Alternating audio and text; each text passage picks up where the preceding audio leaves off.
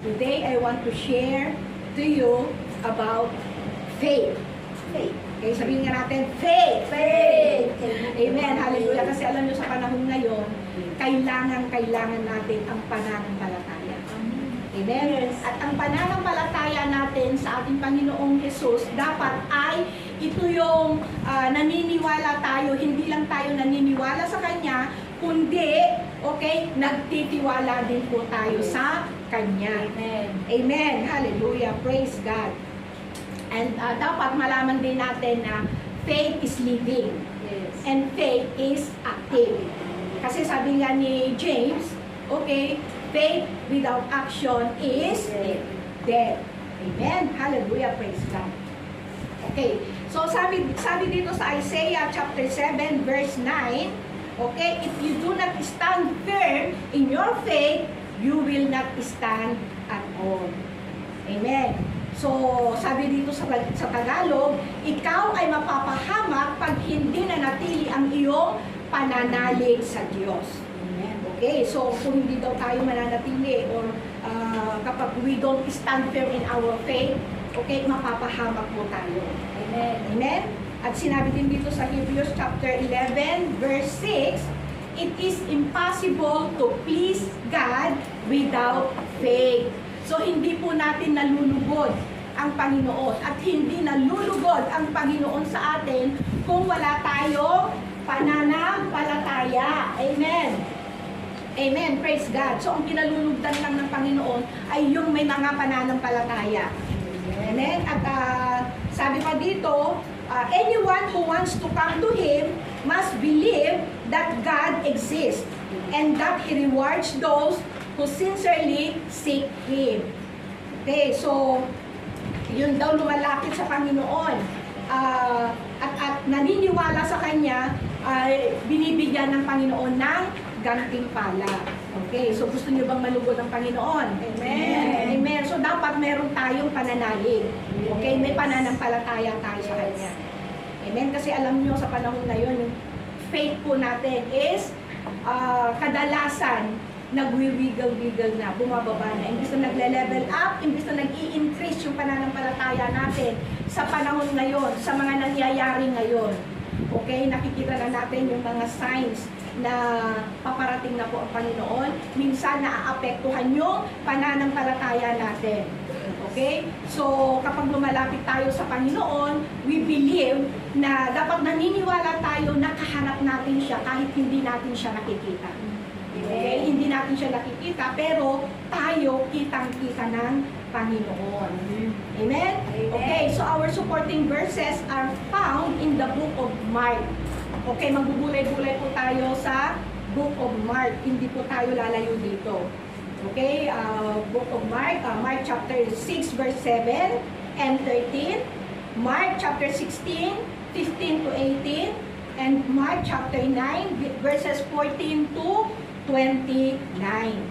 Okay, so makinig po kayo. Kaya nga sabi ko kanina, yung makikinig, may matatanggap kayong kakaiba. Amen. Amen? Praise God. Hallelujah. Okay, so sabi ko nga kanina, ang topic, ang pag-uusapan natin is about faith. And the title of our topic for today is, You've Got That Power. Alam ko may chance dito na makaka-relate.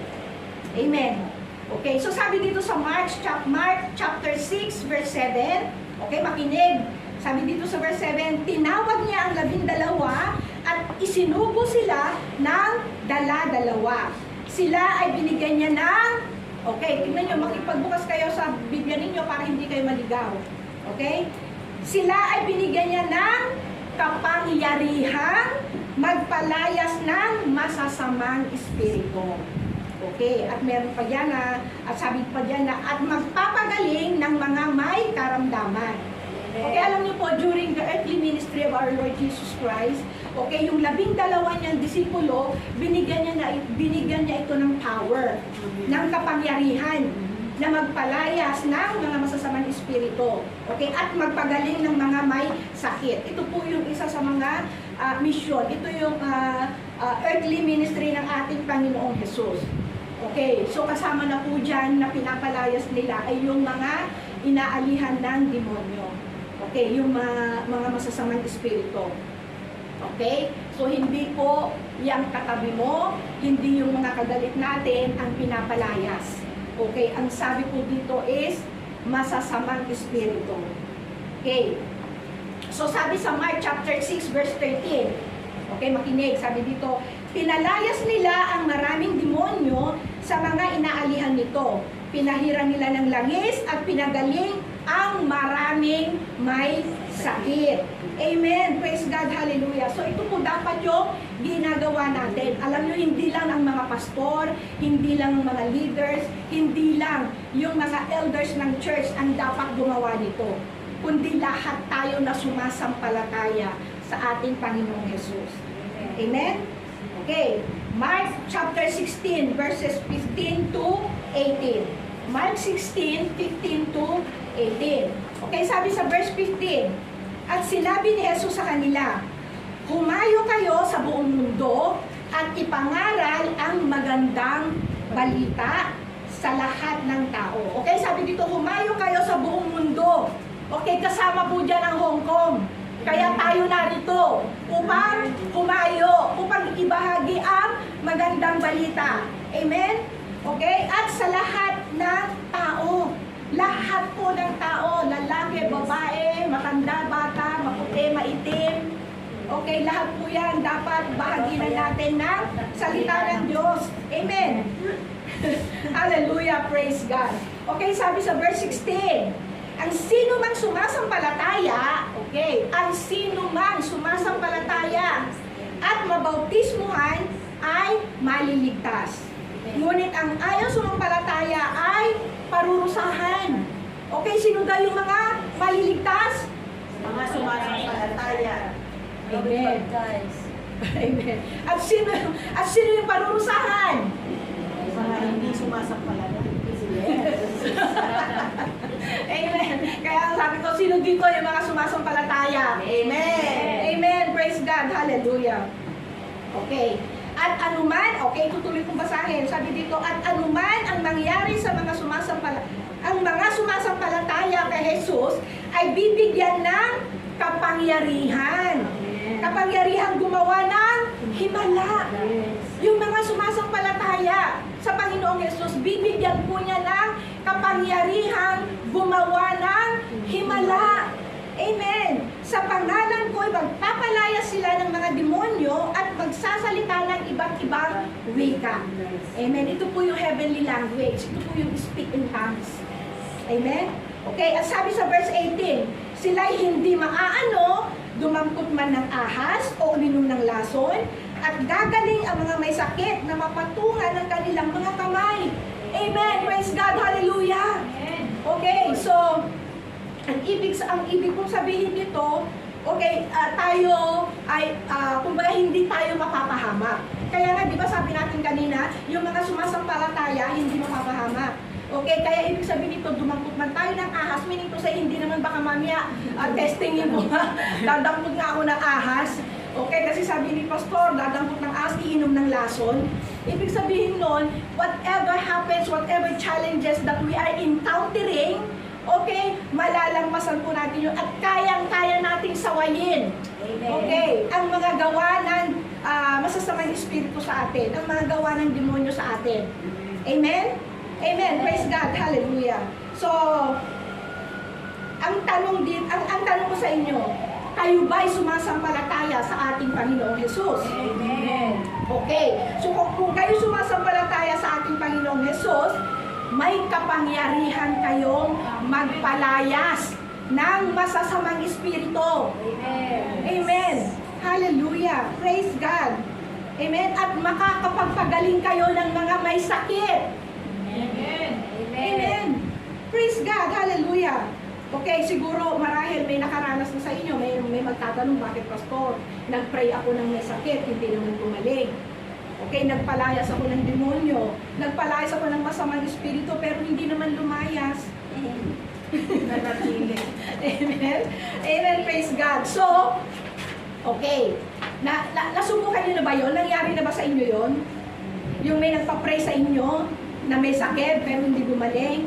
Pero actually naman, meron kasing instant healing, meron din namang healing in process. Hindi rin naman ibig sabihin na kapag nilay hands mo na, pinag-pray mo na, is gagaling agad. Pero mostly, meron nangyayari instant healing. Okay? Lalo na yung kapag nag-lay hands tayo during altar call, okay? At halimbawa natumba siya or whatever, okay? Ibig sabihin nun, may naalis sa kanya. Okay? It's either na-heal siya or there is something na may spirit sa kanya, and then when you lay your hands, na-slain siya, okay, ibig sabihin nun, napalaya, umalis, napaalis yung masamang espiritu. That is one power, okay, sa sumasampalataya sa Panginoon. Okay, hallelujah. Kaya nga sabi ko, sino sa inyo yung nakaranas na nito, yung may pinag-pray ka, gumaling, nag-cast out ka, kumbaga nag-cast out ka ng demon possessed, and then lumayas. Okay? Minsan kasi, di ba, okay, makikita natin sa araw na ito, malalaman natin ang dahilan. Bakit? Kung minsan nagpipray tayo ng may sakit, hindi gumagaling. Minsan nagka-cast out tayo ng mga bad spirit, hindi lumalayas. Okay, kaya nga sabi ko, makinig kayo at makikita natin kung bakit. Amen? Sa totoo lang po, very powerful yung kapangyarihang ibinigay sa atin ng Panginoong Jesus. Tayo na sumasampalataya. Amen? Very powerful po yung kapangyarihan na yun. Okay, kaya nga sabi doon sa binasa natin kanina sa Mark chapter 6 verse 13, ang Panginoong Jesus, yung kanyang 12 alagad, binigyan niya ng kapangyarihan. Tama. Anong kapangyarihan? Magpalayas ng masasamang espiritu at magpagaling ng may sakit. Okay. Yung kapangyarihan yun na ibinigay ng Panginoong Jesus sa kanyang mga alagad is the same power na ibinigay sa atin ng Panginoon. Tayo na sumasampalataya sa Kanya. Amen? Amen. Meron tayong ganong power. Pero bakit? Ang tanong ko nga kanina, bakit minsan hindi gumagana? Tama. Hindi gumagaling yung ipinag-pray natin. Okay? Hindi tayo nakakapagpalayas ng masasamang espiritu. Okay, so dahil nakita natin dito kanina na nagpalayas sila ng maraming inaalihan ng demonyo, anong ginawa nila pag nagpapalaya sila, nagka-cast out sila, pinapahiran ko nila ng langis. Then, okay, at binabanggit nila na sa pangalan ni Jesus. Okay, they always declare, they always confess, in the name of Jesus, ikaw sakit, lumayas ka sa taong ito. Amen. We have that power. Amen. So, alam nyo, I experienced this already. Ito po yung ginawa ko sa asawa ko noon nung nagkaroon siya ng heart failure. Although, alam nyo, panalangin naman kasi and laying of hands, hindi lang naman yung nandito sa nakikita natin o yung physical presence natin. Okay, nagagawa din po natin yan by faith, kahit malayo po sila. Yes. Amen. By faith po yan. Yes. Amen. Na kahit malayo sila, kahit saan lukalog sila ng mundo naroon, as we pray by faith and we lay their hands to them, mapangyayari. Amen. Amen. So yan po yung nagkasakit ang asawa ko noon. That time is yung may pandemic noon na actually kahit gusto ko umuwi, hindi ako makauwi. Ang ginawa ko lang noon, kahit pray, nag-declare ako ng fasting, prayer and fasting, and then nung kinausap ko na siya, and then I lay my hands, okay, nilay hands ko siya, and then I pray na gumaling siya, and then I cast out the spirit of sickness sa asawa ko. And then, oh yes, na-confine siya. And then after that, nung na-confine siya, sinabi na meron siyang heart failure. So I keep on praying for him. I keep on laying my hands on him. And then later on, yung last na diagnose sa kanya na heart failure, okay, binigyan na lang siya ng maintenance. Okay, at hindi na siya nagtagal na ma-confine. And then after that, yung maintenance niya, na-cut off na rin. Wala na rin maintenance. Amen? Praise God, purihin ang Diyos. Hallelujah. So, ganyan din po tayo. Amen? Meron tayong kapangyarihan. Nangyari na din po yan sa nanay ko minsan nang nasa Amerika, nung nasa US din siya, na tumawag ang kapatid ko na find out na meron siyang nodules sa likod. Nodules, ito yung parang cyst na maliliit na kumalat sa likod ng nanay ko. And then, sabi ko sa nanay ko, naniniwala ka ba na pagagalingin ka ng ating Panginoong Jesus? Sabi niya. Okay, so I pray, sabi niya, oo naman, sabi niya. So I pray for my mom, and then sabi ko, habang pinapanalangin kita, just say amen. Sabi ko sa kanya, and then, ayun nga, after I pray for him, na-schedule yung time ng operation niya. Okay, during the day of the operation, kasi bago ka isa lang sa surgery, ititest ka ulit. Ititignan ulit kung okay lahat, magpapunch yung lahat. And then after dun sa x-ray niya, last na yung x-ray na yon para ma-operahan na siya, praise God, hallelujah, wala nang nakitang nodules. And that is really true. Dahil sinabi rin mismo ng kapatid ko na hindi matutuloy ang operasyon ni nanay dahil himala na wala yung nodules. Amen? So praise God, hallelujah. Just by faith, mapangyayari. Amen? Hallelujah, praise God. So yung kapangyarihan na yon na ibinigay ng Panginoong Hesus sa kanyang mga alagad is the same power na ibinigay din sa atin ng Panginoon. Amen. Praise God. Hallelujah. Okay, you got that power. Yes, amen. Amen. Okay, sabihin mo sa katabi mo, you got that power. Okay, so sarili mo, sabihin mo, I got that power. Amen. Praise God. Hallelujah. Okay, now, balik kong tanong, gumagana ba? Amen. Amen. Amen. Praise God. Kaya nga sabi ko, malalaman natin mamaya bakit kung minsan hindi gumagana. Okay? Okay. Mark chapter 9 verses 14 to 29. Okay, ito po yung kwento ng isang ama na may anak na lalaki, batang lalaki na inaalihan ng demonyo. Kumbaga sinakian ng masamang espiritu. Okay? So, bago po mangyari yung pangyayaring ito, pag binasa niyo po sa Mark chapter 9 verse 2 to 13, ito po kasi yung time na ang Panginoong Jesus nagpunta sa mataas na bundok. Okay? Doon sa 12 disciples niya, ang isinama lang niya is 3. Si Peter, si James, at si John. Okay, ito yung kasama ng Panginoong Yesus pumunta, umakyat sa mataas na bundok, at yung siyam naiwan. Amen. Okay, naiwan yung siyam. Okay, so dito sa bundok na ito yung time na kapag binasa niyo sa Biblia, ito yung nagkaroon ng transfiguration ang ating Panginoong Yesus. Nagbago ng anyo ang ating Panginoong Yesus, naging puting-puti siya na parang busilak na nagniningning. At ito yung nasaksihan ng 3 alagad na kasama niya, si Peter, si James, at si John. Okay, so yun yung nangyari, yun muna yung nangyari. Okay, to cut the story short, eto na yung matapos yung mission nila doon, kasi actually ang mission nila doon is to pray and to fast, okay? Pagkatapos noon, bumaba na sila. Mula sa mataas na bundok, bumaba na sila. Okay, so, eto na. Sabi dito, pagkatapos ng pangyayaring ito, bumalik na sila at nakita nila ang napakaraming taong nakapaligid. Okay, pagbaba nila sa bundok, nakita nila may mga taong nagkukumpul-kumpul. Okay, andun yung siyam na disciple na naiwan. Okay, nagtatalo-talo sila, nakikipagtalo. Okay, take note sa word na nakikipagtalo. Okay, so, ito yung, at nung nakita nilang paparating ang Panginoong Jesus, nagulat sila nung paparating ng ating Panginoong Jesus. Okay? Sabi sa verse 16, tinanong ni Jesus ang kanyang mga alagad, ano ba ang pinagtatalunan ninyo at ng mga taong yun? Sabi ng Panginoong Jesus sa kanila, doon sa siyang nagdisipulo niya na naiwan.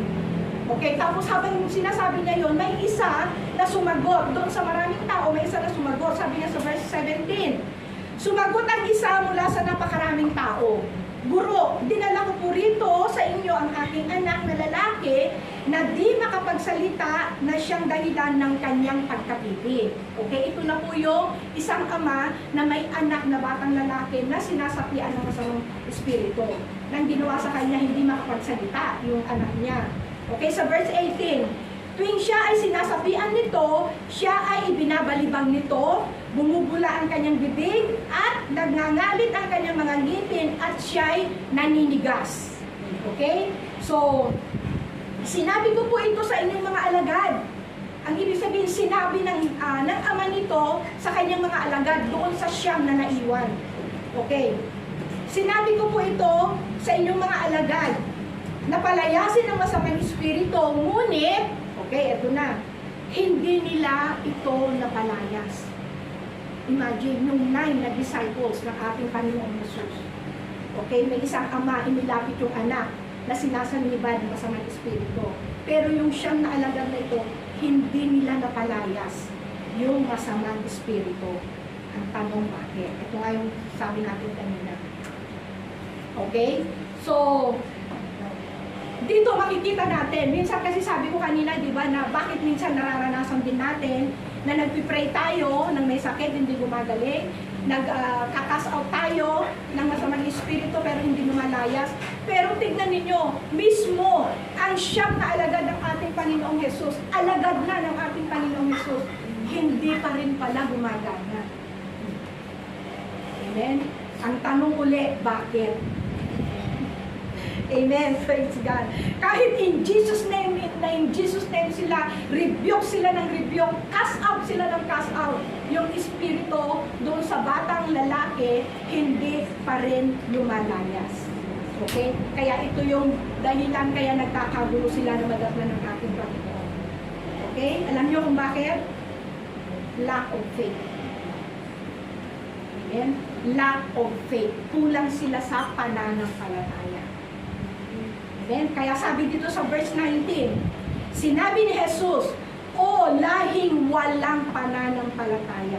Kanino niya sinabi? Sa Siyam niyang alagad. Basahin ninyo, verse 19. "O lahing walang pananampalataya, hanggang kailan ako mananatiling kasama ninyo? Hanggang kailan ako magtitiis sa inyo?" Kay malamang ang Panginoong Jesus, ito din ang sinasabi sa atin, hanggang kailan ko kayo pagtitiisan? Hanggang kailan nyo ako makakasama? Amen? Okay. So, imagine na, these 12 disciples of the Lord Jesus Christ, kasama niya lagi sa pagmiministeryo. At itong 12 alagad na ito, nakita na nila, nasaksihan na nila kung paano gumawa ng himala ang ating Panginoong Jesus. And yet, eto na naman, may ganitong sitwasyon na naman. Hindi pa rin nila, kumbaga hindi nila napalayas. Okay, dapat nga ito, doon sa panahon na magkakasama sila ng ating Panginoong Jesus, dapat mataas na yung level ng faith nila. Diba? Kahit kasi sila mismo, within their 2 eyes, nakita nila, nasaksihan nila yung mga ginagawang himala ng ating Panginoong Jesus. And yet, nung sila ang gagawa, sablay. Amen. Hallelujah. Okay, so kaya ang sabi ng Panginoong Jesus, dalhin sa akin ang bata. Okay, sa verse 20, dinala nga nila kay Jesus. Nagpakita kay Jesus. Pagkakita kay Jesus, kaagad na nangisay ang espiritu na nasa bata. Bumagsak ito sa lupa at nagpagulong-gulong at bumubula ang bibig. Okay, so look up here. Di ba kanina ulitin ko na naman doon sa Mark chapter 6 verse 13, na yung kapangyarihang meron ang ating Panginoong Jesus is the same power na ibinigay niya sa kanyang mga alagad. Pero bakit hindi gumana yung power ng mga alagad niya? Pero nang ang Panginoong Jesus na, nung dinala ang bata sa kanya, okay, sabi dito, sa verse 21, tinanong ni Jesus ang ama ng bata, kailan pa nangyari sa kanya ang ganito? Sinabi ng ama, mula pa sa pagkabata. And verse 22, madalas siyang itapon sa apoy at tubig. Okay, nagsasalita dito yung ama. At gusto niya itong patayin. Kaya kung may magagawa kayo, take note, kung, ang sabi ng ama ng bata, kung may magagawa, ang kausap niya ang ating Panginoong Jesus. Kung may magagawa kayo, mahabag po kayo sa akin at tulungan po ninyo kami. So, kung is doubt. Amen. Merong spirit of doubt. Kumbaga, kulang din sa pananampalataya. Itong ama ng bata. Okay. Pero at least inamin niya na kulang yung pananampalataya niya. Amen? Okay. So sabi ng Panginoong Jesus, nung sinabi ng Ama yun, sabi ng Panginoong Jesus, kung may magagawa, inulit ng ating Panginoong Jesus yun doon sa ama ng bata. Okay. Mapangyayari ang lahat kung may pananalig ka. Amen. Kung meron lang daw faith yung ama ng bata, mapangyayari. Kung sino yung may pananampalataya sa atin, mapangyayari po. Okay? Hallelujah. Praise God. Okay, sa verse 24, kaagad na sumagot ng malakas na may luha ang ama ng bata. Okay, sabi niya dito, nananalig po ako. Okay? Tulungan mo po ako na madagdagan pa ang aking pananampalataya. So, umiiyak na po yung ama. At sinabi niyang bigla, nananalig po ako. Amen. Kasi gustong-gusto niya na gumaling yung kanyang anak. Okay? At sabi pa niya dito, dagdagan mo pa po ang aking pananampalataya. Amen. Kaya dapat ganito rin yung prayer natin. Lord, dagdagan mo po yung aming pananampalataya. Amen.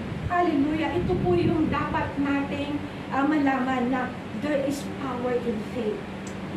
Amen. Dapat yung pananampalataya natin, sabi ko nga, lalo na sa panahon ngayon, dapat nagle-level up ito, tumataas yung bracket ng pananampalataya natin.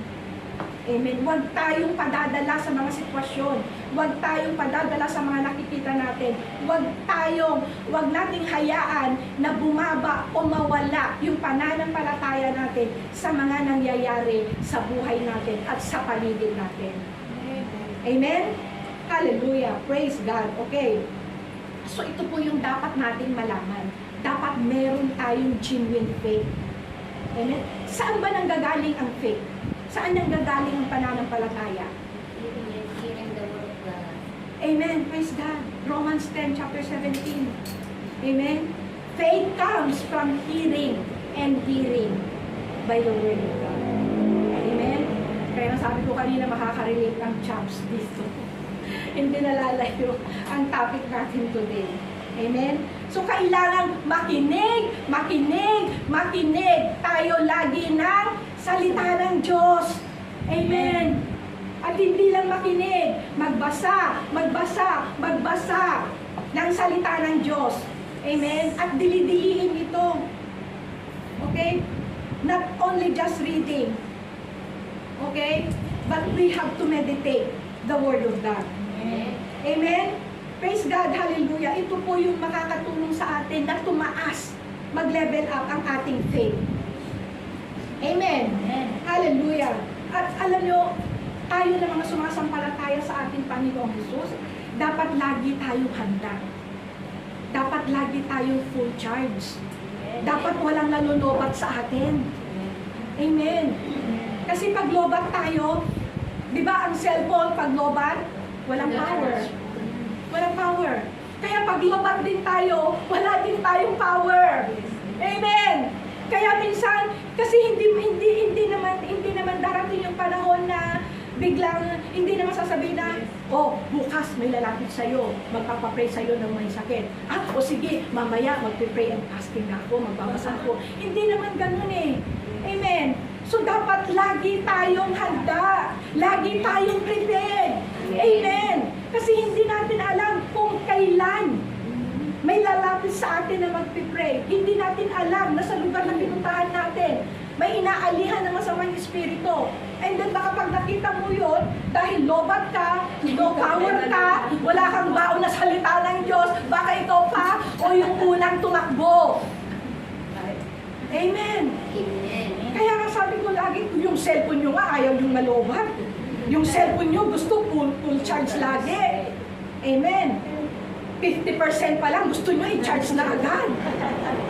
Eh how much more? Hello? Tayo ba? Nag-charge ba sa Panginoon? Nakakunik ba tayo sa Kanya? Amen. Kaya minsan yun yung isang dahilan, bakit hindi tayo nakapagpapagaling? Hindi tayo nakakapagpalayas ng masasamang espiritu dahil mismo tayo walang power.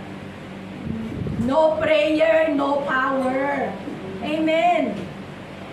nag-charge po tayo. Sino dito nag-charge? Kanina umaga. O dapat kagabi pa lang, naka-charge na tayo. Okay, yung nag-devotion, full charge yun. Amen. Praise God. Kaya sabi ko dito, faith comes from hearing and hearing. Okay? By the word of God. Kapag lagi tayo nakikinig yan, gaya ninyo, nakikinig kayo, nag-level up ang faith nyo. Amen. Praise God. Hallelujah. Hindi lang nakikinig, nagbabasa. Hindi lang nagbabasa, minimeditate. At hindi lang minimeditate, dapat nakikita sa ating buhay. Isinasapamuhay. Amen. Praise God. Hallelujah. Amen. Okay, katulad din ng ama nito, na sabi niya sa Panginoon, dagdagan niyo pa po ang aking pananampalataya. Huwag po tayong manatili doon sa level ng pananampalataya natin. Hingin natin sa Panginoon na dagdagan pa, i-increase pa, i-level up para Panginoon. Amen. Praise God. Hallelujah. Okay? Amen.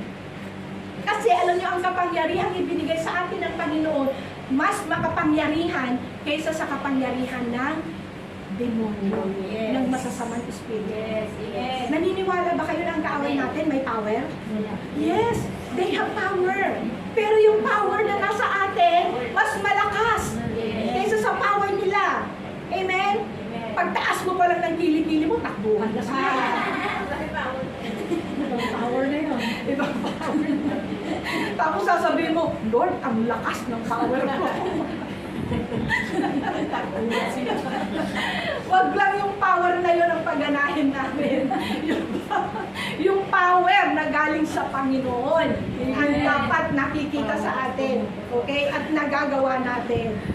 Amen. Hallelujah. Hallelujah. Kaya sabi ko, keep hearing, keep reading, keep meditating. Okay? The Word of God. Amen. Kasi alam nyo, the Word of God is living, active, and powerful. Sinabi na po yan sa Hebrews chapter 4 verse 12. Amen.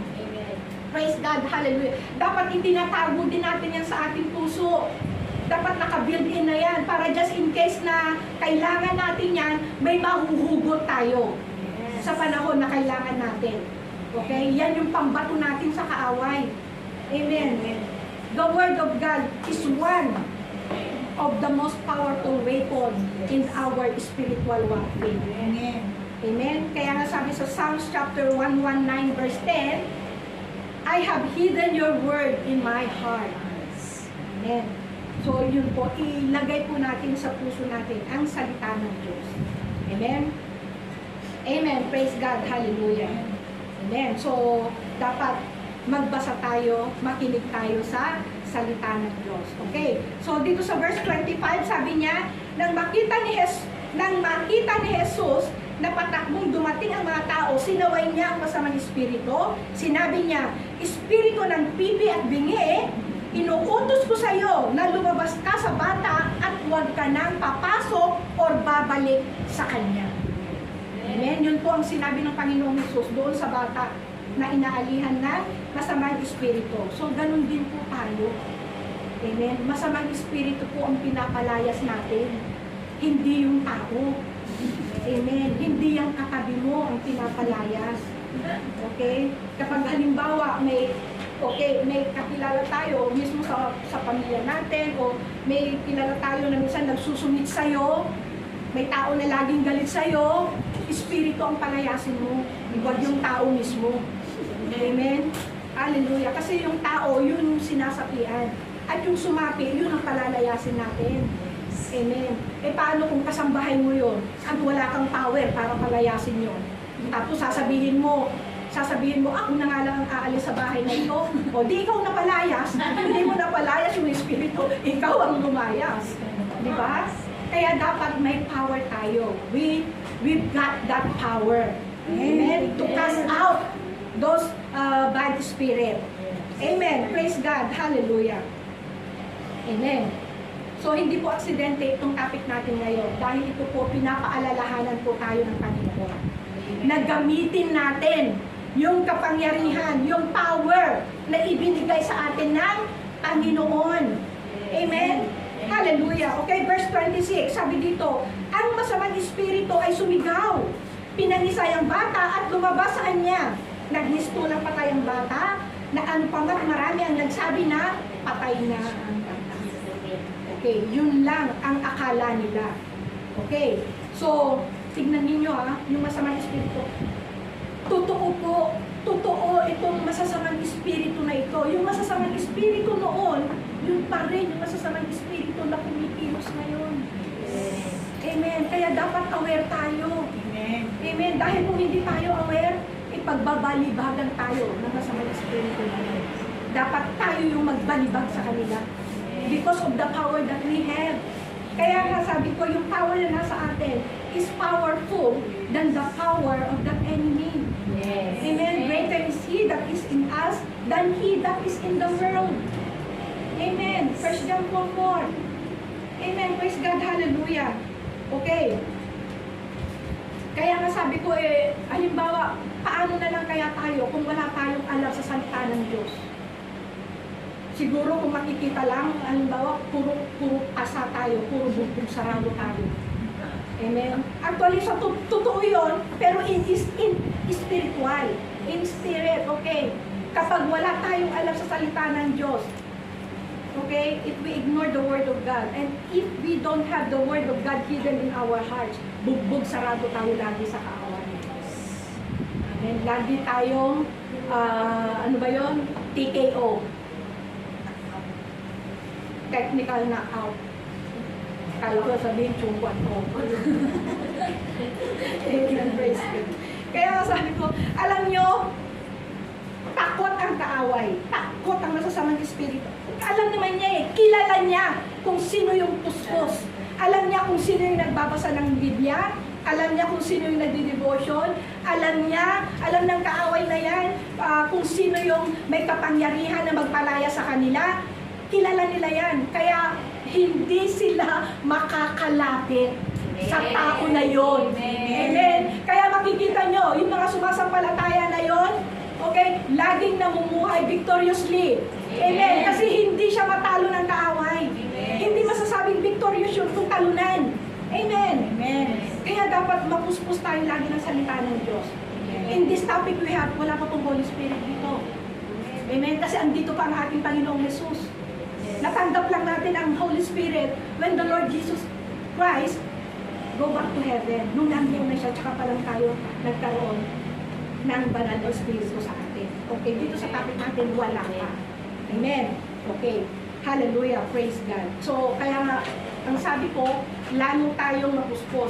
Instead, kita nyo nagagawa natin magpuyat sa social media, sa Facebook, okay, sa kung ano-ano man. Pero pag magbabasa na tayo ng Bible, magbubukas ka pala, nakatok na tayo. Pero hindi ka napuyat, hindi ka inantok. Habang scroll ka na, tapos pag may nakita kang marites doon, ako tututukan mo pa, makikisaw-saw ka pa, magko-comment ka pa, hindi mo naman kilala.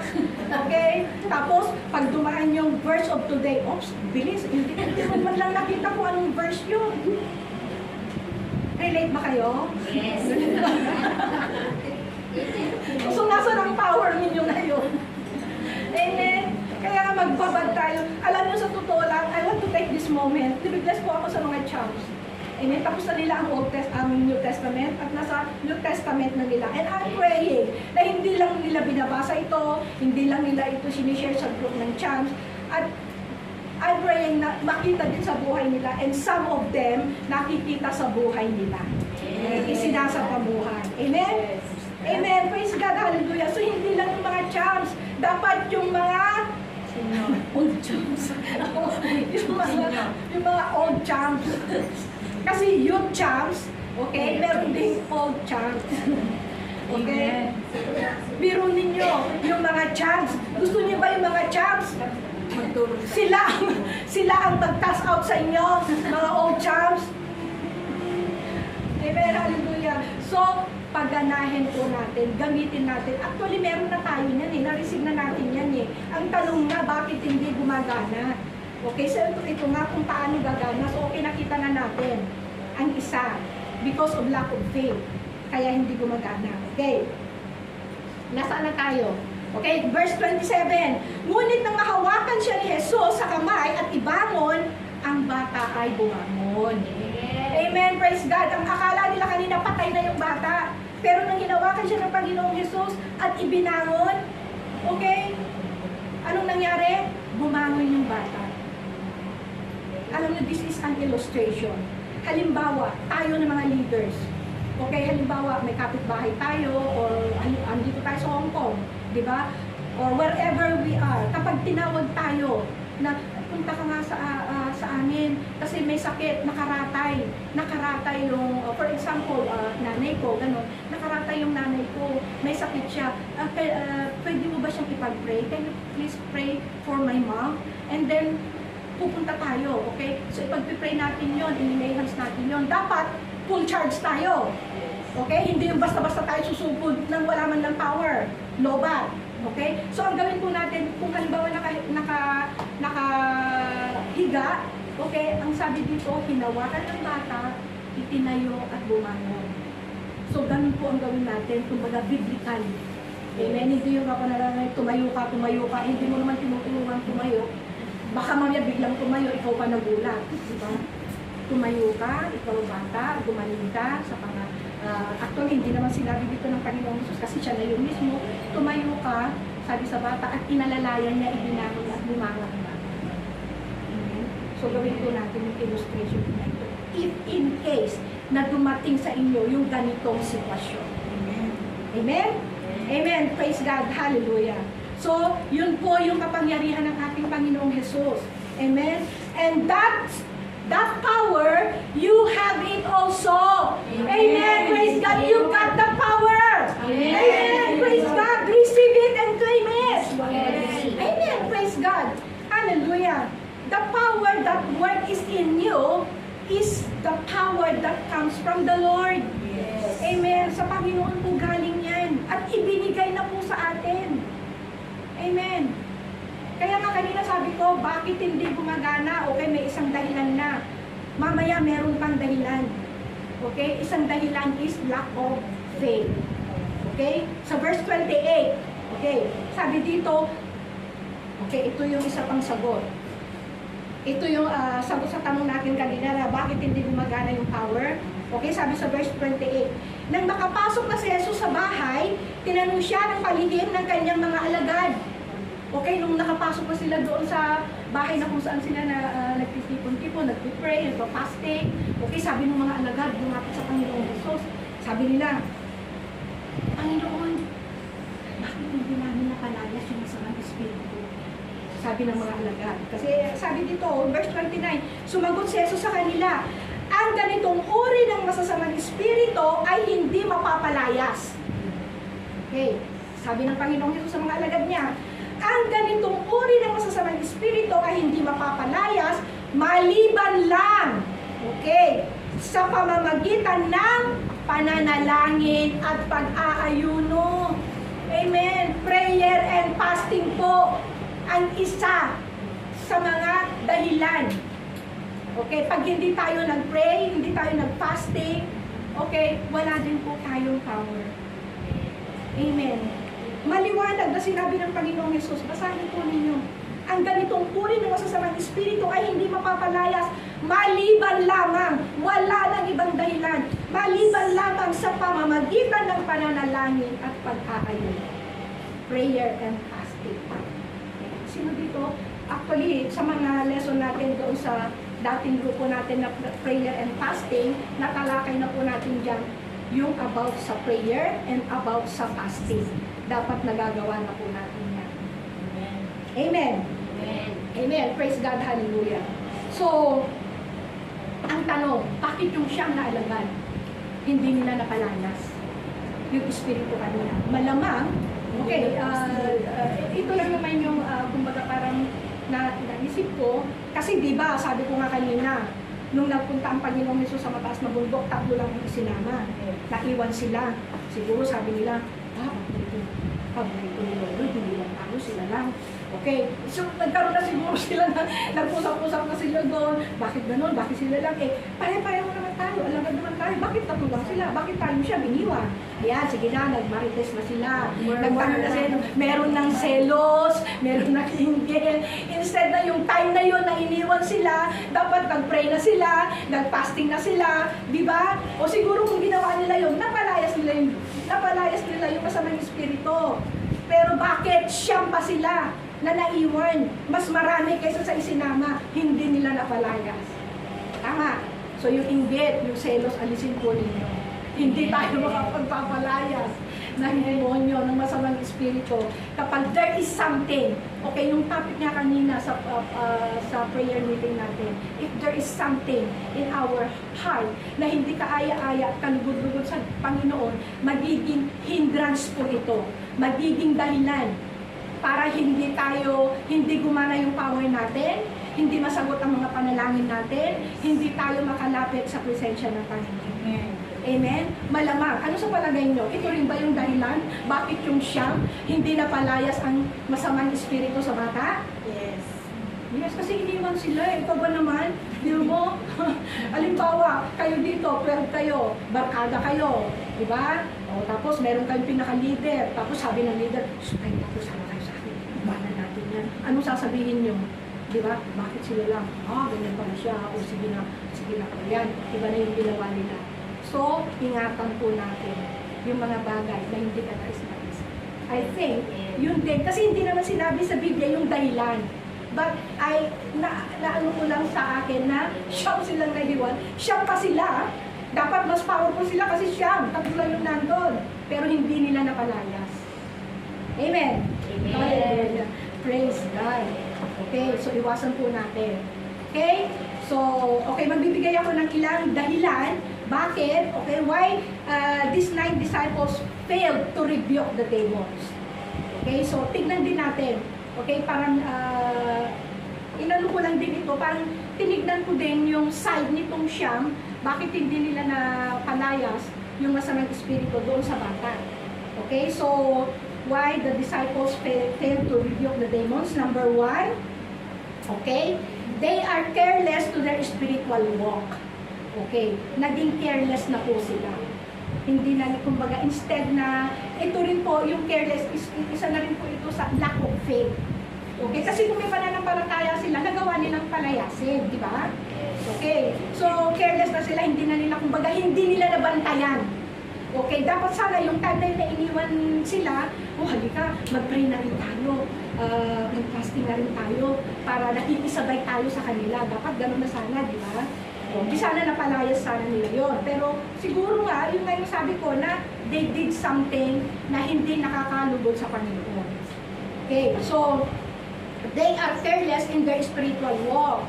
Okay, parang baliwala na sa kanila yung panalangin, hindi sila nanalangin, which is may time naman sila para manalangin, may time sila para mag-fasting. Okay, so minsan, ito din po yung dahilan kaya hindi tayo nakakapagpagaling ng may sakit, hindi tayo nakakapagpalayas ng mga masasamang espiritu because sometimes we are careless in our spiritual walk. Amen. Okay, so ito pa. Sabi dito sa Matthew chapter 17 verse 19 to 20, pagkatapos ng sila na lamang lumapit ang alagad. At ito rin yung parehong yung binasa natin kanina sa Mark chapter 9 verse 28, sinabi, inulit din po ito sa account ni Matthew. Okay, sabi din dito sa Matthew chapter 17 verse 19, pagkatapos ng sila na lamang, lumapit ang mga alagad at tinanong si Jesus, bakit hindi po namin napalayas ang demonyo? Okay, sabi nung siya. Okay, so ito yung sagot ng Panginoong Jesus sa verse 20. Dahil sa maliit ang inyong pananampalataya. Amen? Okay. So, tandaan ninyo, kung kayo'y may pananampalataya sa Diyos na sinlaki man lang na buto ng mustasa, kung meron daw po tayong faith o pananampalataya na liit o kasing laki ng buto ng mustasa, kapag sinabi daw natin sa bundok na yan, tumalon ka sa dagat na yan, ito'y mapangyayari. Because of our faith. Amen. At yung seeds na yan, lalaki pa yan. Yung pananampalataya natin, lalaki pa yan. Amen. Praise God. Hallelujah. Okay, number 2. Why they fail to rebuke the demons? Number 2 is lack of prayer. kulang sila sa panalangin. Amen.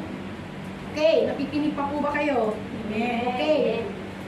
Gusto mo ba na kapag ipinatong mo yung kamay mo sa isang may sakit, dadalhin? Yes. Amen. Lahat po tayo, gusto natin yun. Amen. Pero dapat manalangin tayo.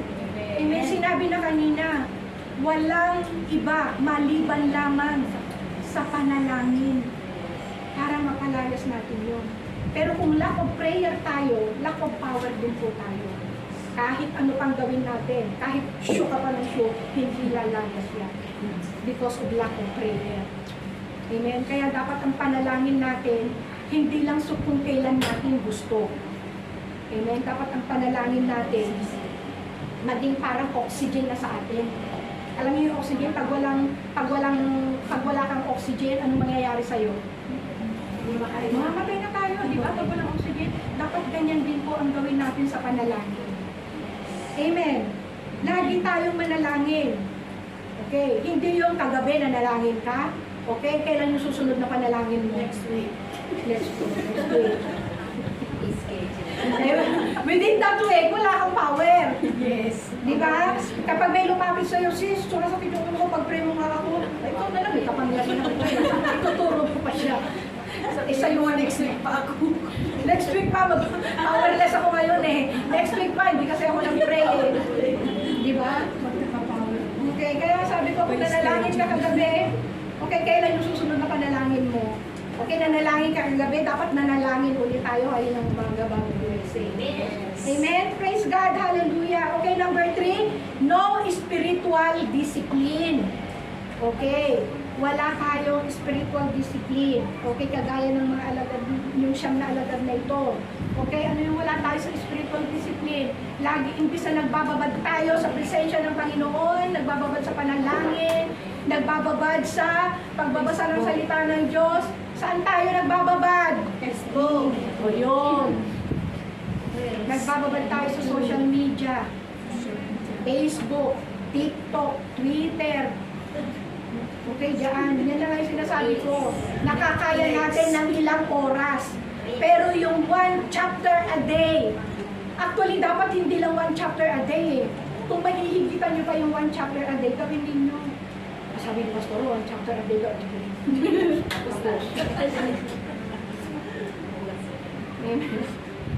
Pastor, naka 1 chapter a day na ako ha. Ano yung nagrema sa'yo? Wala. Nagbasa lang. Amen. Praise God. Number 4. Okay, why these disciples failed to rebuke, okay, to cast out demon, okay? No devotion. Sino yung nagdi-devotion? Sumigaw ng amen ng malakas. Amen. Amen. Praise God. Lahat sila nagdi-devotion. Palakpakan natin ang sarili natin dahil nagdi-devotion tayo lahat. O yung hindi tumalakpak, hindi nag-devotion. Hallelujah. Napakahalaga po ng devotion kasi ito po yung quiet time natin. Amen. Ito yung one-on-one natin sa Panginoon. Amen. Ito yung, hindi naman yung panalangin ka ng panalangin, Lord gusto nito, Lord gusto ko nito, Lord gusto ko niyan, Lord next week meron na, Lord yung pangako mo, Lord ito pa rin mo ha, Lord yung hinihiling ko sa'yo, Lord ibibigay mo na yan, tapos na, tulog ka na. Ay hintayin mo namang pangusap si Lord sa'yo. Amen. Kasi kapag tinausap natin siya, sasagot at sasagot siya. Okay? O baka naman maghintay kayo, wala namang sumasagot. Sa salita po niya yon, doon siya sasagot. Amen. Kaya nga mahalaga yung devotion natin. Amen. Amen. Praise God. Hallelujah. So pagtingin po natin yung devotion natin. Amen? Hallelujah. Praise God. Amen. Okay, number 5, no Bible reading. Okay, na-explain ko na po yan. Magbasa po tayo ng Biblia natin. Okay, huwag natin dapat na hindi tayo kontento pag wala tayong nabasang 1 chapter a day, di ba? Okay? No Bible reading. So, kailangan po magbasa tayo ng Biblia natin. Amen. Hindi yung nakatago lang. Amen? Ito nga eh. Pag yung cellphone niyo naiwan, binabalikan niyo. Pero pag ang Biblia niyo naiwan sa church, next week ko na lang kukunin. Pero ang cellphone siguro hindi makakapagantay yun ng next week kukunin. Amen? Praise God, hallelujah. Okay? So, kailangan po nating gatungan yung pananampalataya natin. At ito yung mga panggatong. Amen? Reading the Word of God. Okay? Prayer and fasting. Meditate the Word of God. Doing our devotion. Ito po para madagdagan pa yung pananampalataya natin. Amen? Hallelujah. Praise God. Okay, kaya nga, sabi dito, sa Hebrews chapter 12 verse 2, Jesus Christ is the author and the perfecter of our faith. Siya po yung author. Kaya kung wala kayong Jesus sa buhay ninyo, wala rin po kayong faith. Amen. Amen. Praise God. Makakamtan lang natin, magkakaroon lang tayo ng faith if we have Jesus in our life. Amen? At kapag meron tayo niyan, okay, alam na natin na magagawa natin na magpalayas ng masasamang espiritu at makakapagpagaling tayo ng mga may sakit. Amen? So we have to exercise our faith. Amen? Exercise natin yung faith natin. Amen. Alam niyo, kapag may nagpa-pray sa atin at ipinag-pray natin, hindi gumaling, wala sa may sakit ang problema. Nasa ng problema.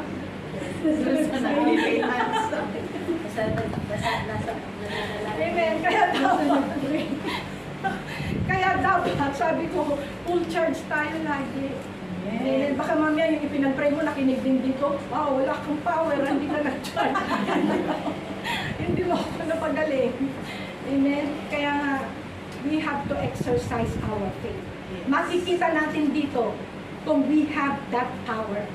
Amen. If we pray for those sick, they will be healed. If we cast out demons, okay, lalayas sila. Amen. So dito natin malalaman, we got that power. Amen. Praise God. Hallelujah.